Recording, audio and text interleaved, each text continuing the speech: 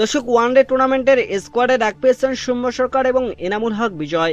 বিপিএলে খেলতে না পারলেও ওয়ানডে ফরম্যাটের টুর্নামেন্টে বিসিবি সুযোগ দিয়েছে তাদের। একই দলের স্কোয়াডে আছেন মোস্তাফিজুর রহমান এবং আফিফ হোসেন ধ্রুব। এদিকে দলের সোহান থাকলেও অধিনায়ক মেহেদী হাসান মিরাজ। দর্শক, বিপিএলে সুযোগ পাননি বিজয়, নিলাম থেকেই তার নাম সরানো হয়েছিল।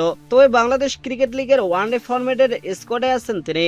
দলটিতে ব্যাটসম্যানদের মধ্যে সৌম্য সরকার ও ইনামুল হক বিজয় ছাড়াও তরুণ আজিজুল হাকিম তামিমও রয়েছেন। দুই অভিজ্ঞ খেলোয়াড় মোহাম্মদ মিঠুন ও আফিফ হোসেন ধ্রুবকেও দেখা যাবে এই দলে। দলটির অধিনায়ক জাতীয় দলের ওয়ানডে ফরম্যাটের অধিনায়ক মেহেদী হাসান মিরাজ।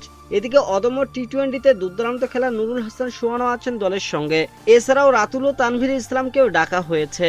স্কোয়াডে দলের সবচেয়ে বড় তারকা মুস্তাফিজুর রহমানের সঙ্গে বোলিংয়ে আছেন রবিউল হক, রিজাউর রহমান রাজা, রুবেল মিয়া ও স্বাধীন ইসলাম। 23 ফেব্রুয়ারি থেকে ম্যাচ মাঠে গড়াবে। 3 মার্চ টুর্নামেন্টের ফাইনাল অনুষ্ঠিত হবে। ফাইনাল ছাড়া সবগুলো ম্যাচ বগুড়া, রাজশাহীতে অনুষ্ঠিত হবে। মিরপুর শেরেবাংলা স্টেডিয়ামে ফাইনাল ম্যাচ দিয়ে পর্দা নামবে টুর্নামেন্টের। দর্শক, বিসিএলের 4 দলের অধিনায়ক করা হয়েছে মহিদুল ইসলাম অঙ্কন, ইয়াসিন আলী রাব্বি, মেহেদী হাসান মিরাজ এবং নাজমুল হোসেন শান্তকে। এবারের বিসিএলের সেন্ট্রাল জোনের নেতৃত্ব দেবেন মহিদুল ইসলাম অঙ্কন। সাউথ জোনের নেতৃত্ব দেবেন জাতীয় দলের ওয়ানডে অধিনায়ক মেহেদী হাসান মিরাজ। নর্থ জোনের অধিনায়ক নাজমুল হোসেন শান্ত এবং ইস্ট জোনের নেতৃত্ব দেবেন ইয়াসিন আলী রাব্বি।